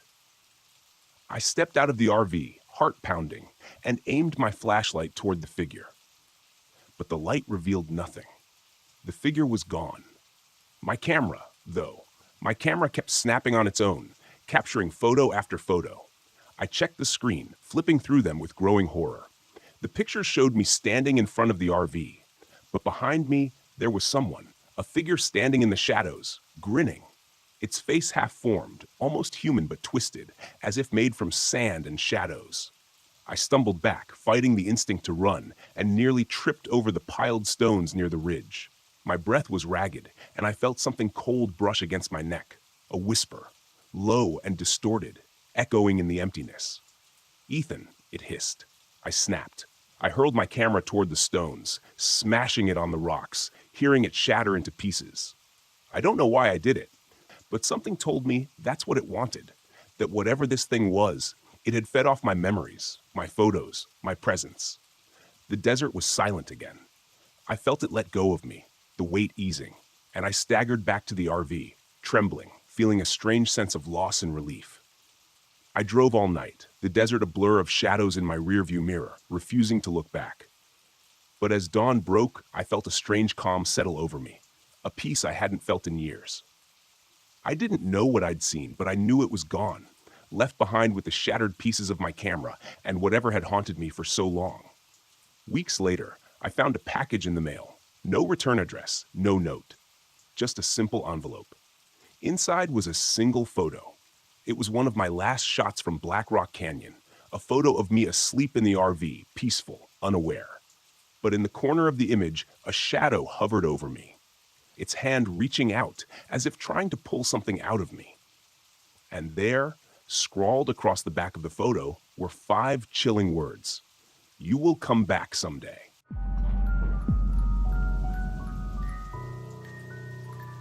The forest was supposed to be my escape. I drove the RV deep into the Blue Ridge Mountains, hoping the solitude would offer some kind of peace. I had been out here a few times before, never this deep though, but it had always been calming. Nature had a way of quieting the noise in my head. After I left the job, the silence became my companion, even though it haunted me with memories I wasn't ready to face. The accident that had ended my career as a paramedic. Every night, it replayed in my mind, always the same horrific details. But with each viewing, I saw a new way I could have saved the child. A different decision, a split second sooner. And maybe it didn't matter. I was here now, alone. The sound of the gravel crunched under my tires as I parked off an old dirt road. It was oddly satisfying. I turned off the engine, and for a moment there was bliss. No noise except for the rustle of trees in the wind. This was what I needed. No sirens, no screaming, just the mountains. I grabbed my bag and climbed out, stretching my legs before heading over to the old fire lookout tower nearby. It was a relic, long abandoned and forgotten by most hikers. The wood was graying, peeling away from years of exposure, but it stood firm, a silent sentinel watching over the rolling hills. Something about the place had always intrigued me. It had a gravity to it, like it was holding secrets that only those who ventured close enough could learn. I planned to spend the weekend here, at least 3 days before I had to go back to reality. I didn't need much, just the stillness, the mountains, and a break from the memories. I set up camp near the RV, built a small fire, and tried to let go. But the quiet was different this time. The first night, it started with whispers. I was sitting by the fire, watching the flames flicker against the trees, when I thought I heard voices, not nearby, but carried on the wind. Faint, like a conversation just out of reach. I strained to listen, but they faded, lost in the rustle of the leaves. Probably just my mind playing tricks, I told myself. I hadn't slept well in weeks, and the quiet, while peaceful, was unnerving in its own way. After a while, I retreated to the RV, exhausted, but the voices lingered in the back of my mind, soft murmurs that tugged at my thoughts. As I lay down, I told myself it was nothing, just echoes of people who had camped here long before. The wind could carry sounds in strange ways out here. But the deeper I fell into sleep, the louder they grew, until I jerked awake, covered in sweat. There were no voices, just the oppressive weight of silence. I stared at the ceiling, the same question running through my mind. Was this peace or something else? The next morning, things started to get strange. I woke to find my watch blinking, frozen at 2:47 a.m. I tapped the screen a few times, but it refused to budge. Strange. When I checked my phone, it was dead, despite being fully charged the night before. I chalked it up to bad luck, but when I stepped out of the RV, the sun seemed higher in the sky than it should have been. It was late morning, but it felt like I had only just fallen asleep. I spent the day hiking, keeping my mind occupied. The trail was familiar. I'd hiked this ridge before, but something about it felt different. Landmarks I swore I'd seen on the way up seemed out of place, or worse, missing. And every time I thought I was making progress, I'd find myself right back where I started. The same twisted tree, the same rock formation. A loop. The disorientation didn't set in all at once. It was a slow, creeping unease that settled in my bones. The wind felt wrong too, as if it was carrying something. I couldn't quite hear those whispers again. Faint, distorted, carried on the breeze. This time, they were closer. By nightfall, the voices were louder. They weren't whispers anymore, but full conversations, disembodied words spoken in tones I couldn't place. It was like someone was just out of view, talking, laughing. At first, I stayed by the fire, trying to block it out, but the longer I sat there, the clearer the voices became. I couldn't make out what they were saying, but it was as if they were replaying over and over, fragments of words lost on the wind. I stood up, scanning the tree line. Shadows flickered just beyond the light of the fire. My breath caught in my throat. "Hello?" I called, my voice cracking in the stillness. No answer. The hairs on my neck stood up as I watched the shadows shift. A figure. It moved between the trees, far enough that I couldn't see clearly, but close enough to make my pulse quicken. My first thought was that it was another hiker, maybe someone lost. But when I took a step toward it, it vanished, gone, as if it had never been there. I grabbed my flashlight, pointing it into the woods, but the beam of light revealed nothing but trees. I tried to convince myself it was just my mind playing tricks again, but my gut told me otherwise. There was something here, something I didn't understand. I retreated to the RV, locking the door behind me. But even inside, the silence was heavy. I lay in bed, staring at the ceiling, listening. The voices were still there, faint now, but constant. It felt like someone was standing just outside the RV, talking in circles, over and over. The next morning, I hiked to the old fire lookout. I don't know why. Something about the tower drew me in, like I needed to be there. It was old, dilapidated, and crumbling, but it held a strange power. When I reached the top, I could see for miles. The Blue Ridge Mountains stretched out in every direction, green and endless. I expected to feel some sense of peace, But instead, a deep dread settled in my chest. The lookout wasn't empty. It was filled with the remnants of people who had come here before me.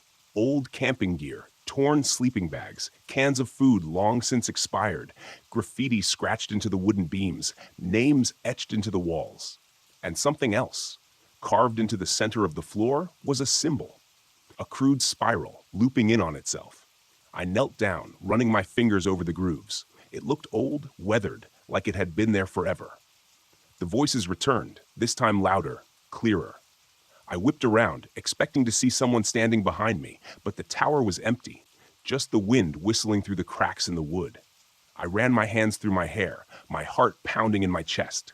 Something was very wrong here. The ridge, the lookout. It wasn't just an old campsite. It was a trap, a loop, and I was stuck in it. I tried to leave that afternoon, packed up the RV, started the engine, and drove down the winding road that had brought me here. But no matter how far I drove, the landscape didn't change. The trees, the rocks, it all blurred together. The same stretches of road repeating over and over. After what felt like hours, I found myself back at the campsite, the fire now cold and dead, sitting in the exact same spot. My heart sank. I tried again. This time, I took a different route. But once again, the RV looped back to the same spot. It was as if the mountain wouldn't let me leave. By nightfall, I knew the truth. The whispers weren't random. They weren't in my head. They were echoes. Echoes of the past, of people who had been here before me, people who had tried to leave and failed. I sat in the RV, staring out the window at the darkening woods. The figures had returned. This time, there were more of them. They moved between the trees, watching me, waiting. One by one, they stepped into the clearing, surrounding the RV. I could see them now, faded, distorted, like shadows of people long gone. Their faces were blank, their movements slow and deliberate. They said nothing, but I could hear them. Their voices, the same words looping over and over. I backed away from the window, my hands shaking. This was it. I was stuck. Trapped in their endless loop, just like they were. The door creaked open. I don't remember what happened next, only that I woke up the next morning, sitting by the cold, dead fire. The RV door was wide open. The woods, empty and still. But the whispers were gone. For now. I don't know how long I've been here. Days? Weeks? Time doesn't seem to work the same way anymore. Every time I think I'm getting closer to an answer, I find myself right back where I started. I'm not alone on this ridge. There are others. I can hear them sometimes, their voices echoing.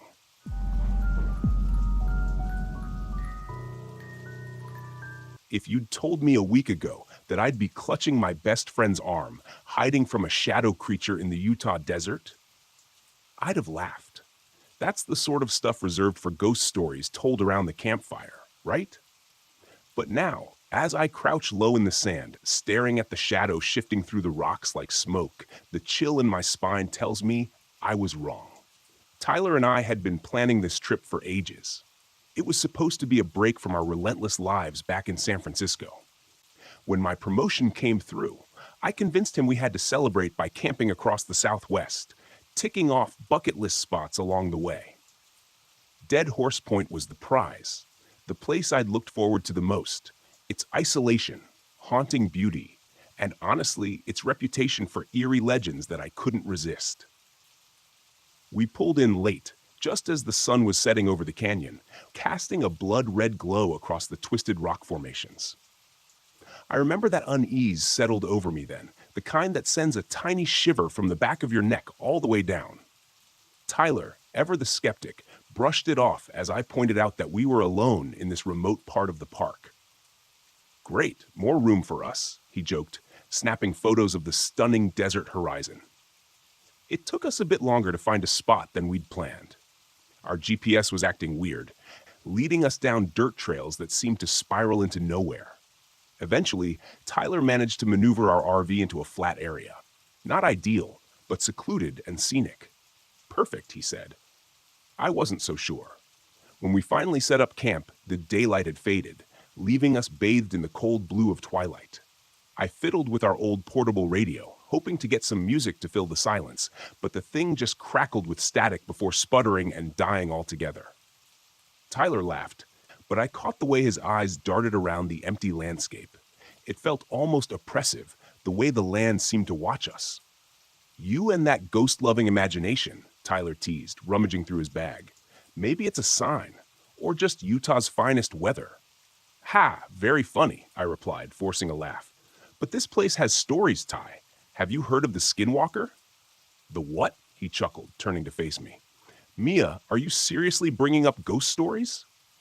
Not ghosts, exactly, I said, trying to hide how uneasy I felt. Skinwalkers are shapeshifters in Navajo legends. They can mimic people, even voices, to lure you away. People say they're evil spirits in human or animal form. Tyler looked at me with that familiar, infuriating smirk. Oh yeah? Then let's summon one here. Skinwalker, Skinwalker, show yourself! I hissed for him to stop, but he just laughed and returned to the viewfinder on his camera, snapping photos of the canyon, now fully cloaked in darkness. I closed the RV door, hoping to shut out the chill that had suddenly settled into my bones, but that shiver, that sense of being watched, it lingered. It was maybe an hour later when the first sound came, a light shuffling sound outside, like footsteps in the gravel. My heart skipped and I shot Tyler a look, but he was already putting on a brave face, pulling his boots on to investigate. It's probably an animal, he whispered, winking. Mountain lions, right? Yeah, because mountain lions sound like people, I said, my voice barely a breath. He ignored me, clicking on his flashlight and stepping out. It was quiet, eerily so. Tyler scanned the flashlight across the rocks. The beam cast long shadows. For a moment, I was almost convinced he was right, that we were just being paranoid in the strange silence of the desert. But then we heard it, a whisper. It was faint but unmistakable. Mia! Mia! My breath caught in my throat. The voice was scratchy and low, calling my name. I whipped around to face Tyler, but he was frozen, his face drained of color as the voice echoed again. Did you? I stammered, trying to find the words. Tyler didn't answer. He just stared, flashlight clutched so tightly his knuckles were white. Mia, Mia.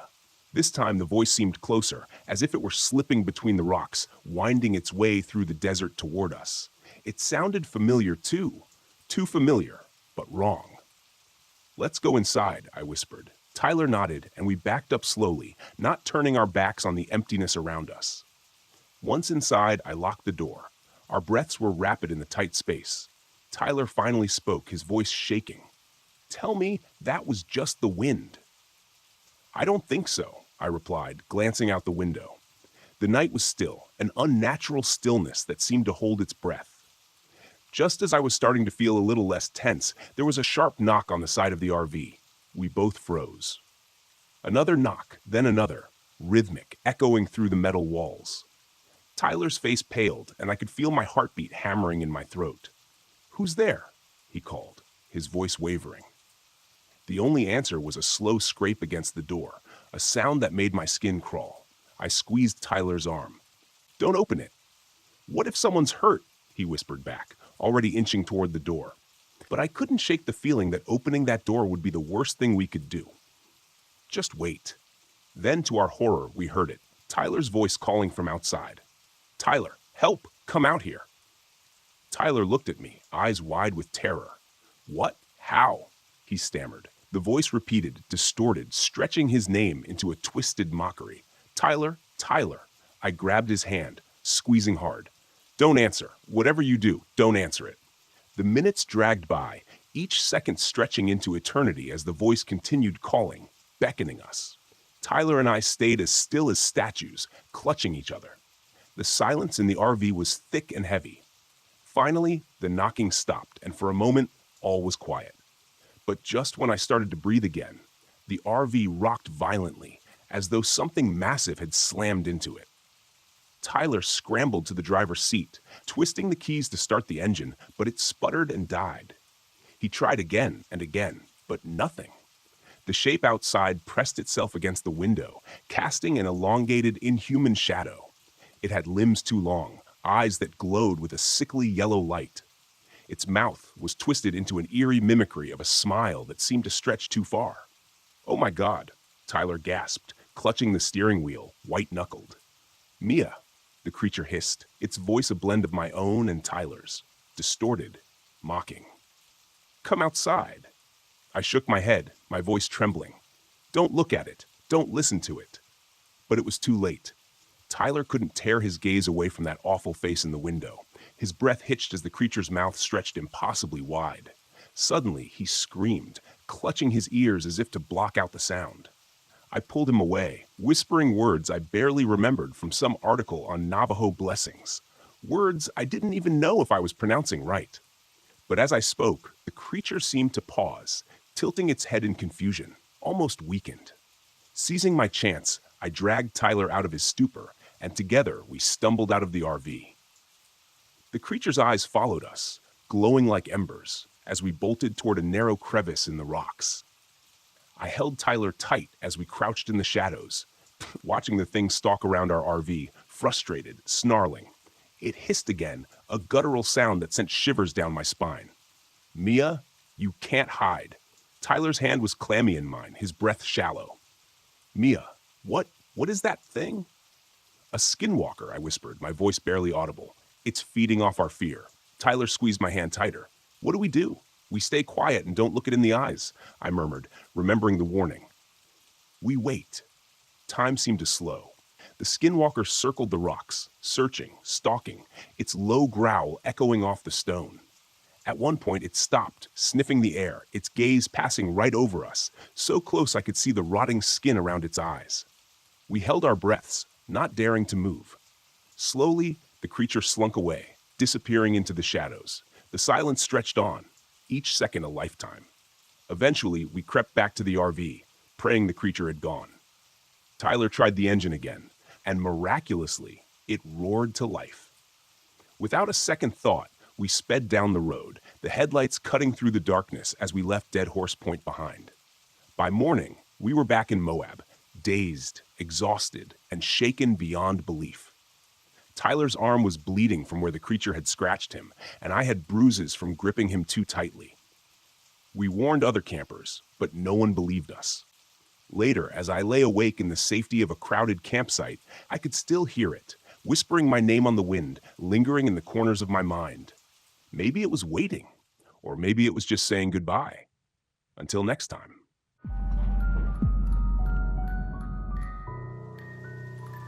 I've always loved the quiet. That's the real reason I camp alone and hike alone. It's not about proving anything to anyone. It's about the silence. The kind of silence that presses against you like a weight, smoothing out the chaos of everyday life. Out here, far from deadlines and the blaring traffic, I can hear my own thoughts. But it's a fragile thing, the peace that the wilderness offers. I've learned that the quiet can also play tricks on you, turn on you. That's what happened to me in the San Juan National Forest. I'd been camping alone plenty of times before, but this trip was different. I still have trouble putting it into words. All I know is that the silence stopped being my friend somewhere on the second day. I'd planned to be out there for 4 days, just long enough to clear my head and reset. The spot I'd picked was remote, a stretch of dense forest near Pagosa Springs that even the locals didn't visit often. It was perfect, or so I thought. The first day went like it always does. The drive up was uneventful, and after a few hours of hiking, I found the perfect campsite. It was tucked away by a creek, surrounded by towering pines, with a small clearing just big enough for my tent and fire pit. I felt that familiar rush of excitement as I set up camp. The freedom of being out here completely alone, with nothing but wilderness around me. That first night was easy. I sat by the fire, listening to the water rush over the rocks in the creek. I wrote in my journal a bit, mostly just notes about the hike and some thoughts about work. Then I crawled into my tent, ready to sleep. The silence was comforting at first, as it always is, but I woke up in the middle of the night to something strange. It was subtle, just a faint whispering sound, like the wind picking up through the trees. I brushed it off, telling myself it was nothing, and eventually drifted back to sleep. The next day, things started to go wrong. I woke up later than I'd planned, the sky already a pale blue overhead. My stove was acting up, which was weird because it had worked fine the night before. It just wouldn't light, no matter what I tried. I ended up eating cold granola and packing up my camp, ready to move deeper into the forest. That's when I noticed my GPS wasn't working. I'd had reception when I camped here before, but now my phone was useless. No signal at all. I wasn't worried yet, though. I'd brought a map, and I knew the area well enough to navigate without technology. Still, the feeling that something wasn't right settled in, and I couldn't shake it. The hike was harder than I expected. My legs felt heavier, like the air itself was weighing me down, and the forest was quiet. Too quiet. Normally, you'd hear birds or the occasional rustle of squirrels in the underbrush, but today, it was just still. The silence felt unnatural. I found another campsite by late afternoon, a little further into the woods next to a meadow that looked untouched. I set up my tent quickly, eager to get a fire going, but as I worked, the feeling of being watched crept up on me. I couldn't shake it. Every time I glanced over my shoulder, nothing was there, just trees and shadows, but the sensation wouldn't leave. That night, I heard the whispers again. This time, they were louder, clearer, and they weren't random. They were saying something, my name. I sat up in my tent, my heart pounding. The sound was faint but unmistakable, drifting on the breeze from somewhere just beyond the clearing. I grabbed my flashlight, unzipped the tent, and shone the light into the trees. Nothing. The forest was still, the fire flickering in the corner of my vision. I stood there for a long time, listening, but the whispering had stopped. It was just the wind. It had to be. Still, I couldn't shake the feeling that I wasn't alone. By the third day, I was exhausted. I hadn't slept much the night before, and the feeling of unease had only grown stronger.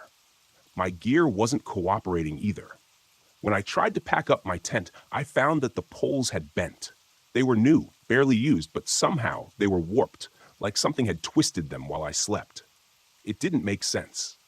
The whispering was back too, even during the day. It followed me as I hiked, a faint sound on the edge of hearing, like someone walking just out of sight.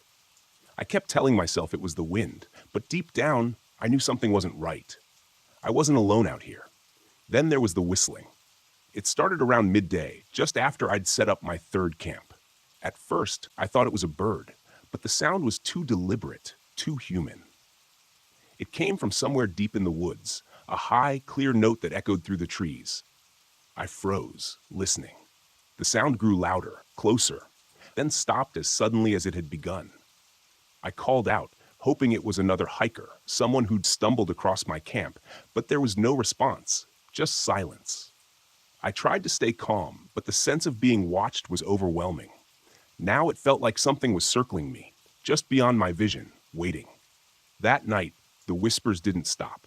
I lay in my tent, wide awake, listening as the sound of my name drifted through the trees. It was faint at first, like it had been the night before, but as the hours passed, it grew louder, more insistent. Dylan. I grabbed my flashlight and stepped outside, the cold night air biting at my skin. The fire had died down, casting long, flickering shadows across the clearing. I scanned the trees, heart racing, but there was nothing, just darkness. I was about to crawl back into my tent when I saw something move, a shadow slipping between the trees. I froze, my breath catching in my throat. It was too big to be an animal, and it was moving too deliberately, like it was watching me, waiting. I turned off my flashlight and backed into the tent, my mind racing. I'd never been this scared in the woods before, not once in all the years I'd camped alone. But now there was something out there. I could feel it. I zipped the tent shut and tried to calm my breathing, but the whispers were inside my head now. They weren't just outside, they were all around me. Dylan? I didn't sleep at all that night. I sat in my tent, clutching the flashlight, listening as the whispers circled me. Sometimes it sounded like one voice, sometimes several, but it was always the same soft, insistent calling my name. By dawn, I couldn't take it anymore. I packed up my gear as quickly as I could, my hands shaking. I didn't care where I was going anymore. I just needed to get out of these woods. But as I started hiking, the whistling began again. This time, it was closer, following me like something was walking just behind me, whistling a slow, eerie tune. I didn't stop to look. I didn't want to see whatever it was. I just kept walking, faster and faster, until I was practically running down the trail. But then I heard it, the unmistakable sound of footsteps behind me. I froze, heart pounding in my chest, and slowly turned around. There, standing just at the edge of the clearing, was a figure.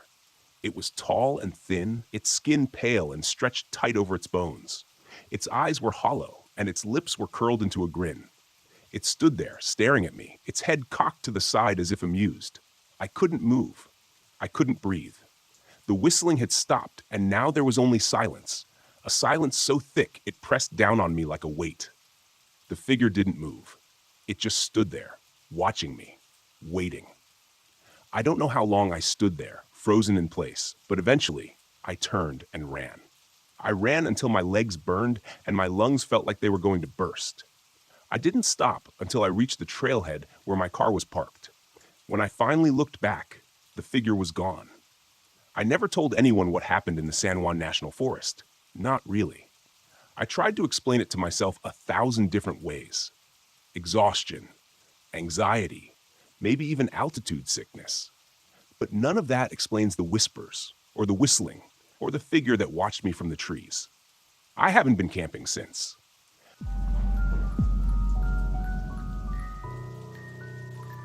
The fog was thicker than I'd expected. I pulled my RV into a secluded clearing in Pisgah National Forest and stepped out into the damp air, the smell of wet earth heavy in my nose. Everything was muffled, as though the forest was holding its breath. The trees were shrouded in mist, their trunks fading into the gloom, and the trail I had heard so much about was hidden somewhere out there, waiting for me. I'd come here to find something unique. My vlog had been stagnating, and I needed a fresh angle. A fellow hiker had mentioned an unmarked trail, a path that didn't appear on any maps, one that locals said disappeared and reappeared as though it had a life of its own. Perfect. If I could document it and film the mystery, my audience would eat it up. I grabbed my camera and set it up, filming a quick introduction. Hey everyone, it's Nate here, and I'm in the middle of the misty Pisgah National Forest, about to track down the infamous Vanishing Trail. Legend says this path comes and goes, and people who wander too far down it don't come back. Let's see if that's true. I packed up my gear and set off into the fog. The forest was silent, the only sound my boots crunching on the damp leaves.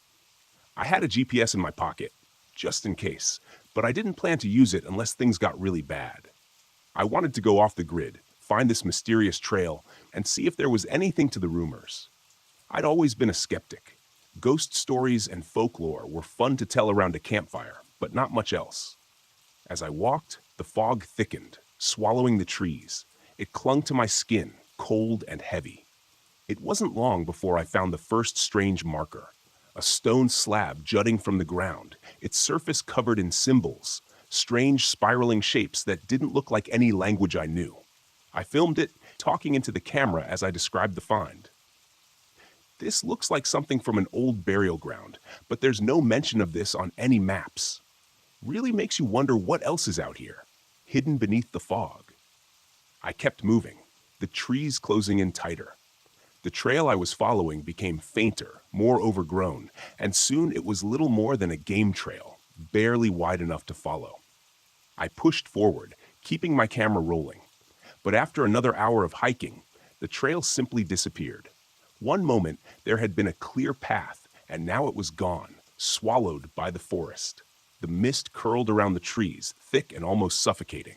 But I was certain I'd been on the right trail. I checked my GPS, but the signal flickered weakly. The screen showed that I was in the middle of nowhere. No path, no landmarks, just a blank screen with a blinking dot. Me, standing alone in the fog. "Okay," I muttered. "You've dealt with worse." I turned back the way I'd come, but the forest looked different now. The trees seemed closer together, the undergrowth denser. The fog was disorienting, and I had to rely on instinct to retrace my steps. The GPS was useless.